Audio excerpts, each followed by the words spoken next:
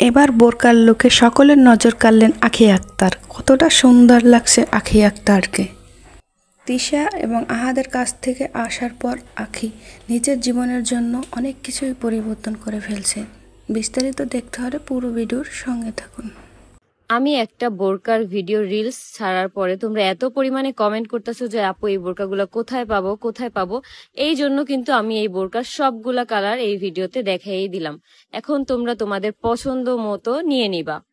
বোরকাগুলার প্রত্যেকটা কালার খুব সুন্দর, মানে একটা থেকে একটা কোনো তুলনাই হয় না। এই যে দেখো ব্ল্যাক কালার বোরকাটা কত সুন্দর, আর কাজগুলা কিন্তু একদম সেম স্টোনের কাজ করা আছে। এখানে কিন্তু তোমরা হিজাবটার মধ্যেও কিন্তু এক পাশে কাজ পেয়ে যাবে। আমি কিন্তু 5টা হিজাব 5 ভাবে পরছি, তোমরা আর কি প্রতিটা ভিডিও খেয়াল করলেই দেখতে পারবা। সুন্দরভাবে কিন্তু ক্যারি করা যায়, আর ওড়নাগুলার লেন্থ কিন্তু ভালোই ছিল। আগে আমরা সবসময় ব্ল্যাক কালার বোরকা পরতাম, কিন্তু এখন কালারিং এর মধ্যে বোরকাগুলা জাস্ট ওয়াও।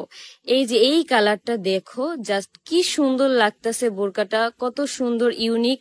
অনেক আপুরা আছো বিভিন্ন ধরনের প্রোগ্রামে, বিয়ের অনুষ্ঠানে তোমরা বোরকা পরো, তোমরা কিন্তু চাইলে এই বোরকাগুলা নিয়ে নিতে পারো, কারণ এই বোরকাগুলা কিন্তু পার্টিতে পরার মতো খুব সুন্দর।